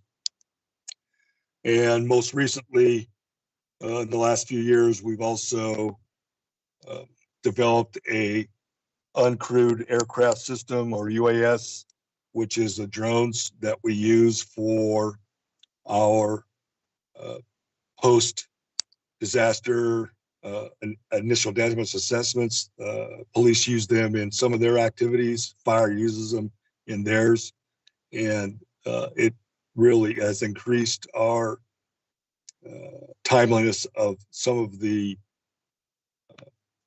inspections that we'll have to do to make sure that our, especially our public facilities that we use to maintain city services, are operational. And if they're not, we can decide quickly and where we have to go, when we have to go. Some of the mutual aid partners that we work with on a regular basis and have really proven to be a good relationship is our Consolidated Public Agencies for Washington County. ORWARN, you've heard of that. That's Oregon Water and Wastewater Agency Response Network, the Regional Water Consortium. Just those three right there, to include APWA, American Public Works Association, and American Water Works Association, were instrumental last year when the chlorine shortage went sideways for our state, if you will. But there were a lot of jurisdictions, even within the county, that had some impacts. But thanks to our mutual aid partners, we were able to correct that and get us back on track very quickly. Emergency Management Association, Tualatin Valley Fire and Rescue, and Clean Water Services are round out the mutual aid partners that I work with on a regular basis, and our water folks and wastewater folks do as well. The infrastructure stakeholders that I work with and try to keep good conversations going and understand who I'm talking to, so that, and we do that on our blue sky days like today, so that when we get a bad day, we're very familiar with each other. And Portland General Electric, Northwest Natural Gas, or Kinder Morgan, Portland Railroad. That could be sketchy at best sometimes, but it's still an open dialogue. Tiger Tualatin School Districts, the West Side Express System, TriMet, First Student, and then the Water District, Tualatin Valley Water District, Tualatin Hills Parks and Rec, and then some of our significant property management companies are also folks that I try to keep in touch with, but also provide some training for some of the things that they need to do to be compliant. and then we're aware of their plans and programs as well. So the current focus right now for the city, we're conducting a cooling and clean air center work groups that's happening internally, as well as at Washington County level. So between those two, we hope to be positioned well for the events as we start to move into summer now. Mother Nature is like she switched on a light yesterday, and it's coming in line with the summertime. So we can expect things to start to dry out a little bit. The long spring with rain has really helped us out, but we still are in the future see some impacts. A good thing for us is the Department of Human Services received federal grant money, and they were able to pick up about 450 of these air scrubbers that are mobile units that jurisdictions can reach out for, which Tigard has. And then also they have about another $4,500,000 for assistance for HVAC improvements, much of which were identified after last year's summer impacts, especially during that 116-degree heat. I'm working with facilities right now, so when they get ready to do the senior center, that we may be able to be fortunate to at least get some money to help support that improvement at the senior center. Some of the training that's available for everybody, especially I mentioned the elected officials as time permits, and I'd like to do that in a future opportunity. Incident command system, as they become available, there's certain levels that you have to go to a 2 to 3 day school here in the local area, but there's also internal opportunities for our emergency operations center, specific jobs within the operations center that I can provide. Individual preparedness, you know, that is everybody 2 to 3 weeks ready that's on the phone right now. I would only wish and hope that that is the fact. We're not going to be any good to anybody if we are not ready. And so if we are talking preparedness, we should walk preparedness, and I encourage everybody to get that way. Community preparedness fair will be back online next year. We just got the green light too late in the beginning of the year for the two big partners, which is the city of Tigard and then the local LDS faith-based organization that we partner with every year to make it happen in the third week of July this year. So that's saying next third weekend, third Friday of July next year, we're going to be back at Cook Park and expect a big attendance just based on things that have been happening. And then community emergency response team, CERT, is starting back up this summer and fall to provide classes for everybody. I'd like to let you know that we are exercising our plans either by real life for the last couple of years or by notional exercises, those full-scale exercises where I ask staff to come that are assigned to Emergency Operations Center, and we spend the day working through problems with various impacts. That happens once a year. As I mentioned, tabletop exercises have occurred. Those happen 3 to 4 times a year and typically are focused on pieces of the Emergency Operations Center. We just finished last week a communications exercise where every jurisdiction within the county took every piece of of communications equipment that they had. That would be anything from our emergency 800s, VHF, our ham radios, our satellite radios, email, telephone, faxes, all of that, and did tests throughout the county to each other to find out where our gaps are. We did find some, and so we are on the trail to making those improvements to our templates within our radios to make sure that we got everybody covered. And then lastly, we just did a water emergency response plan exercise last month. Again, identifying some of our gaps, which are big. I don't want to think that those are big. They are within very tangible corrective actions for us. To Councilor Goodhouse's question, just we are working on a regular basis to improve the cash. We've got even picked up through grant monies emergency tentage, if you will. They're a easy up, take about 2 people, takes about 5 minutes to set up. They have floors in them, walls, everything. And we expect to try to get one of those about every year or every other year through the grant process to make sure that we have a working spot should vacant commercial property not be available or our structures not be available to work in. So we're working on those opportunities. I just wanted to make sure that you were familiar with them to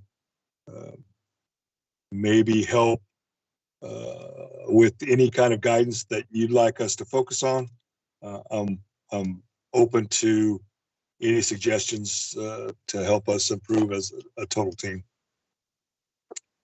And I think that may be my last slide. So I would ask, is there any questions or concerns about the current status of the disaster planning or resilience? Mike, thank you. Council, questions or feedback? Very robust presentation. Councilor Goodhouse. Thank you. Mike, I was curious, you mentioned that we keep adding to the reserves for there at City Hall and where else throughout the city. What is there a goal or is there a target or is there an amount that we should have? I mean, if we'll keep adding to it, it's great, but I wonder what that overall amount is, what we should have. If there's some kind of calculation based on how much staff we have, maybe how much people may be on there during an emergency, how many people we need.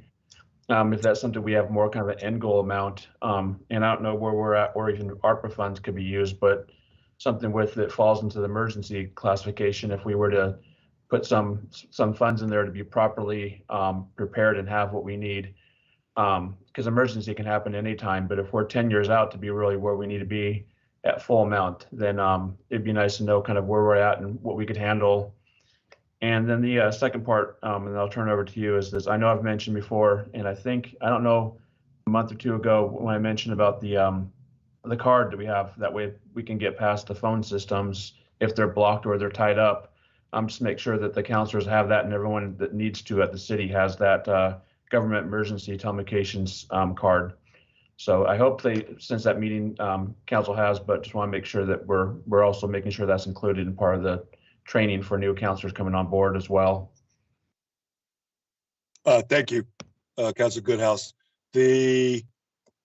As to the food and other cash stuff, we're a lot closer than 10 years. We're probably closer to about a 4 to 5 year max, and that would depend on budget. But currently, what my calculations are is that we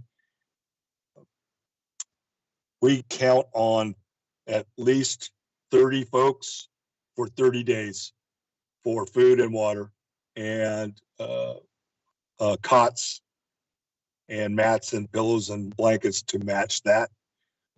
Some of the other things would be welfare items that we'd want to start to gather. And then the water, which can be temperamental, but if you get the long life water, we're in pretty good shape. And that would be the other thing that we're probably shortage on. But so I don't want it to make it sound like it's a long-term. Obviously, there has been some budget constraints, but the last few years have really been good for me to kind of improve the cash as it is. And for all of your awareness, that cash is here in the Public Works yard in an emergency management metal box, if you will. They're called Connexes in my different life, but that is right there behind Fleet, and just takes a master key, grand master key to get into it, and police and select folks from Public Works are aware of where it's at and what is in the trailer itself. So I hear you saying we've been making good progress on increasing the size of our cash and what we should have, but there's still more to go. Is that a good way to summarize, Mike? That is correct, Mayor. Okay. And then as it comes to the GETS and WPS, the wireless priority service, I have ordered, and you should have cards for each one of the counselors. And if you don't, please just shoot me an email and I'll do a follow-up on that this week to make sure that you get that in a timely manner. That was another thing that we tested last week during the communications exercise. So right. That would, as you mentioned, Councilor Goodhouse, that will be part of the training. All right, Councilor Newton. I don't really have a question, Mr. Luke, just a comment. I appreciate you going through all the training that is being presented to everybody. Sounds very robust and like it's gotten a lot more robust since I was there on the team. So I appreciate the very thorough report. Thanks. Councilor Shaw. Thank you, Mayor. Also, thank you, Mike. Robust presentation. Appreciate it. And just want to flag that hopefully there's coordination between the emergency management planning update and the climate resiliency plan, because I think there could be some perhaps overlay there with regards to some of the emergency management preparation. So just want to note that. I know we've talked a lot about electric vehicle storage, and that could be an energy source during crisis management. So just highlighting that. Thank you, Mayor. Council President Lube. Thank you. I just want to say, just being out in the community for different events or talking to other individuals, I constantly hear, oh, you're with Tigard, you have Mike Luke. He's amazing. He does such a great job. And so I wanted to publicly commend you. And it shows our, response during COVID and everything that you've done, that it's incredible to know that we can rely on you and the city is ready and prepared. And this robust presentation shows that everything that you're thinking about, everything that you have us prepared for and looking forward. And I just wanted to publicly make sure that you hear that, and we thank you for your service and everything that you've done for the city of Tigard so far. Thank you, Councilor. And just to emphasize that point, there are cities similar in size who went into the ice storm a couple of years ago with a brand new mayor who learned the hard way that they didn't even have a department or a person that does what Mike's been doing for the city of Tigard for 20 years plus.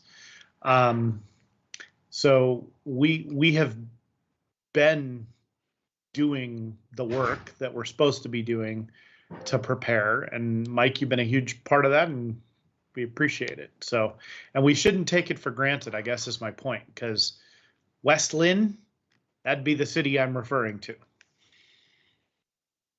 I think they've made some progress since, but they were in a world of hurt a couple of years ago.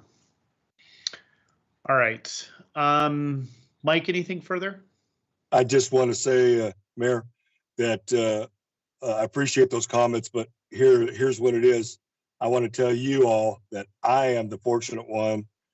I can tell you that by talking to my colleagues that I get support from the very top down. And without that, nobody can be a success, but not as successful as we are. And it's because of the top down priorities and support that I get that we're where we're at today. So just thank you all. I enjoy working with you and look forward to doing that in the future. Thank you. With that, I'm going to move us on to item number 5 on our agenda, which is a public hearing on the fourth quarter supplemental budget. I'm going to open the public hearing. Anyone that wishes to testify may do so by calling on the phone and getting in the queue now.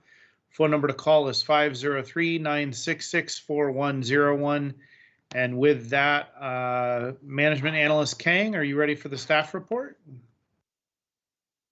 Good evening, Mr. Mayor and councilors. My name is Steve Kang, from Senior Management Analyst from Finance Administration. I'm here to present the fiscal year 2022 fourth quarter budget supplemental.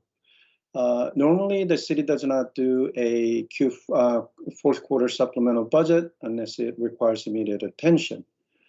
We have 2 items in front of you that we need council's consideration tonight. Both of these items are from city management. First one is for the Tiger Festival of Balloons, which on May 24th, the council approved the use of the transient lodging tax to fund this year's Tiger Festival of Balloons. Historically, the city has been a sponsor of the Balloon Festival, which has celebrated and drawn visitors to the Tiger community since 2004. Due to the COVID-19 pandemic, the last event was held in 2019, but the event will return this year, as you mentioned beginning of the session this week.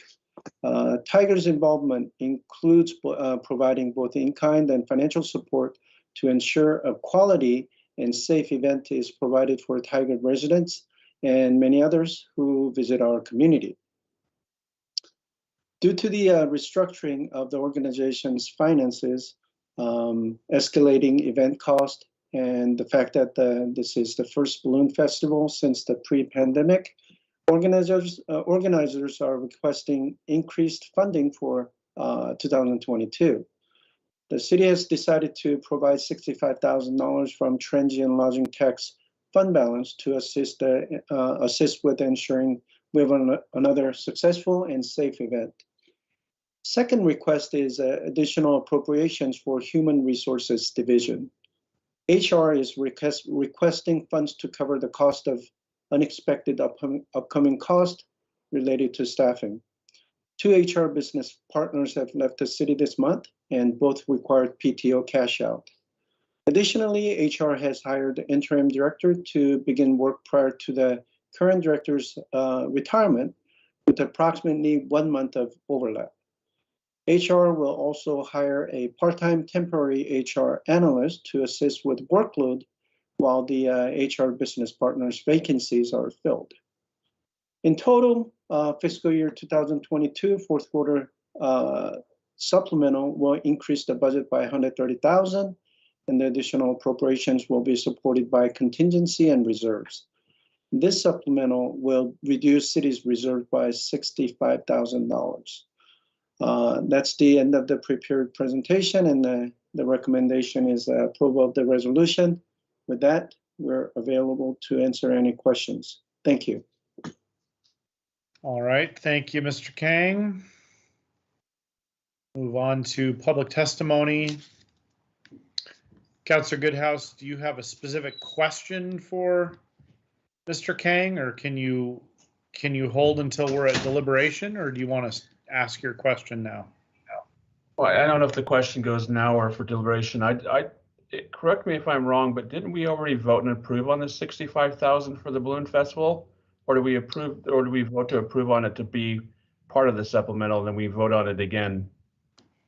So at the time when this was presented, it did not have a budget appropriation. So this is the process that we go through to increase the budget appropriation so that we can actually cut the check.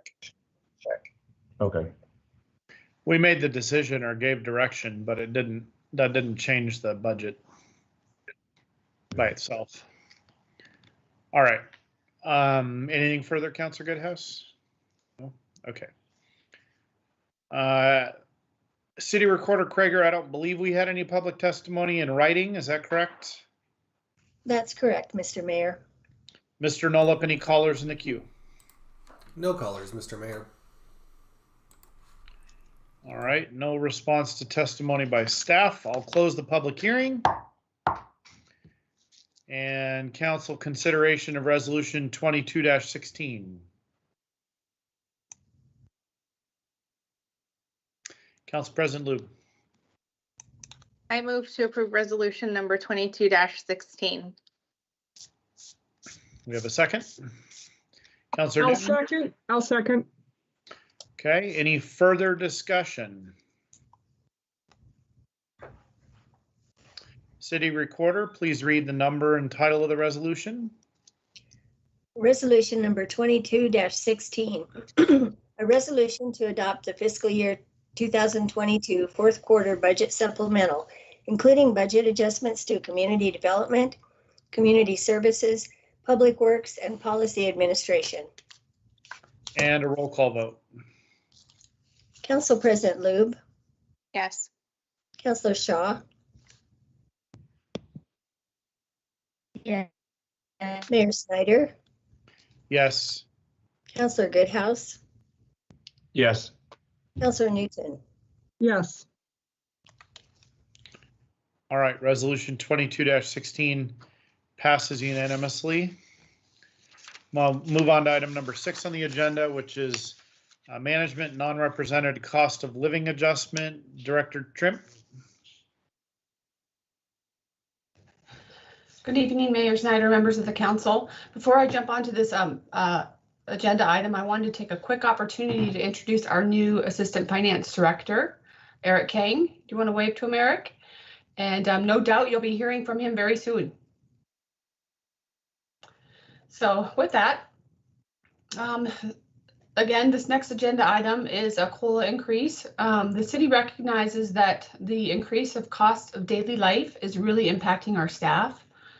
This agenda item is for an increase of 5.1% of the base salaries for management and non-represented employees, effective July 1st, 2022 for fiscal year 2023. And with that, we request a vote on the resolution attached to your items. And we're available if you have any questions.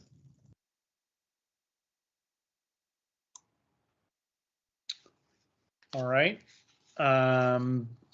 We have questions or a motion. I mean, we're in an environment with high inflation, and I'll state just, I guess, because it matters to me a little bit, my cost of living increase at work was higher than the city's one. So that's just a little checkpoint for me when I'm considering reasonableness in the private sector. So Council President Lube. As a side note, I'll say lucky you because mine was not as big. Okay, fair enough. But with that, I move to approve resolution number 22-17. Is there a second? I'll second the motion. Okay, it's been moved and seconded. Any further discussion?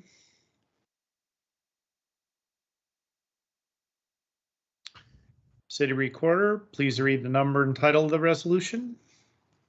Resolution number 22-17, a resolution of the City of Tigard setting a cost of living increase for management and non-represented employees for fiscal year 2023.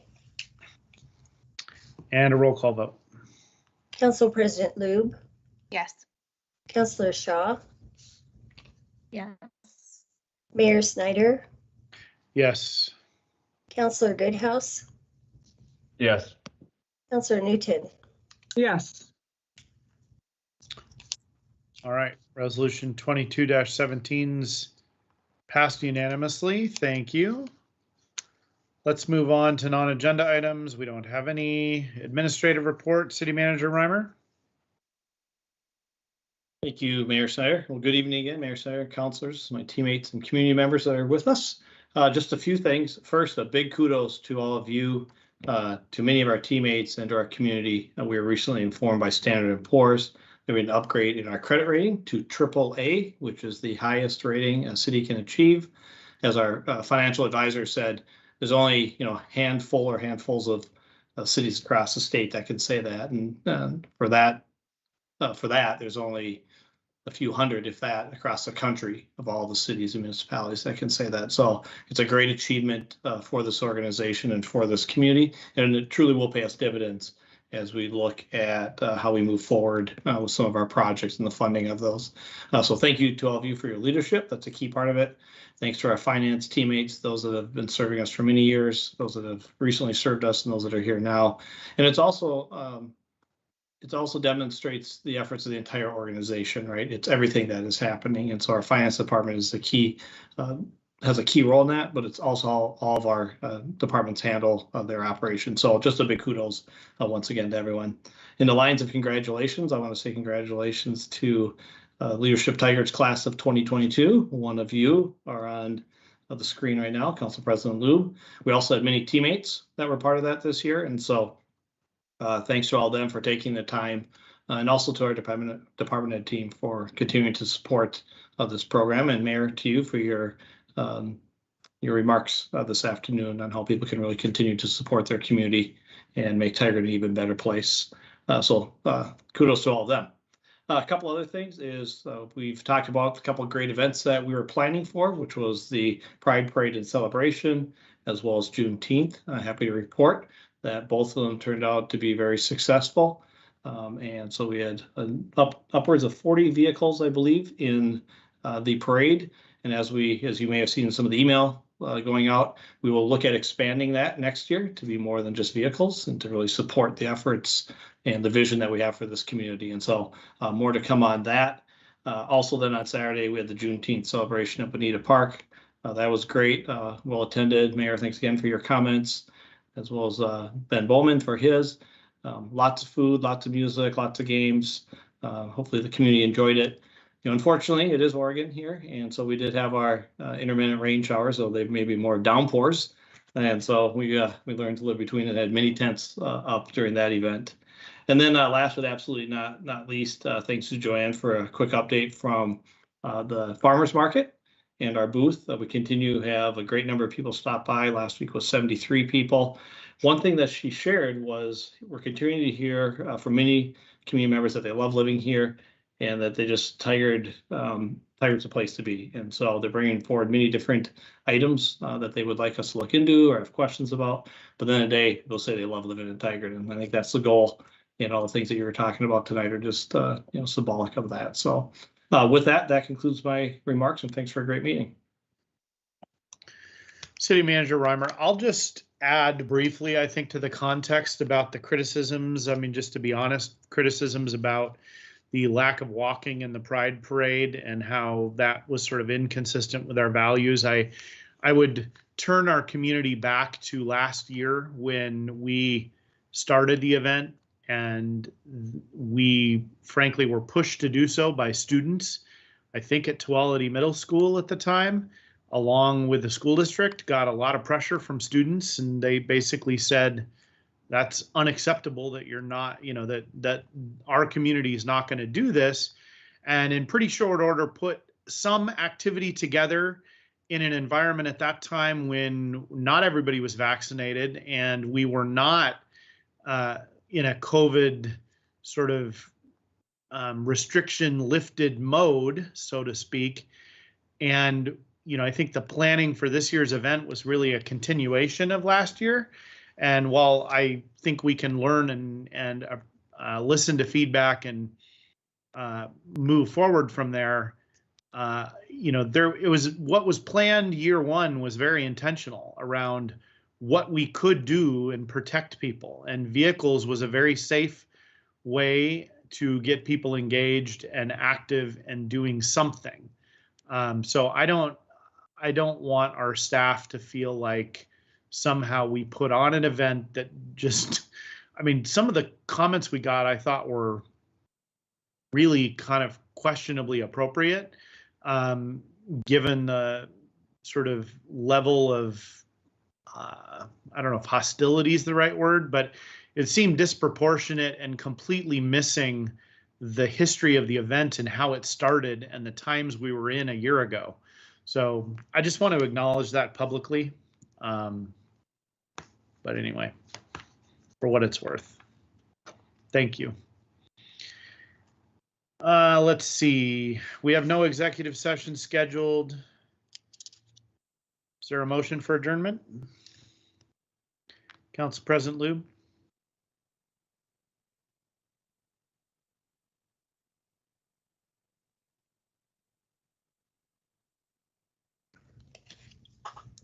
Council President? Oh, I didn't hear a motion. Oh, I'm sorry. I moved to adjourn. is there a second? I'll second. All right, it's been moved and seconded. City Recorder, roll call vote, please. Council President Lube, Yes. Councilor Shaw, Yes. Mayor Snyder, Yes. Councilor Goodhouse, Yeah. Councilor Newton. Yes. All right, we are adjourned. Good night, Tigard. Good night.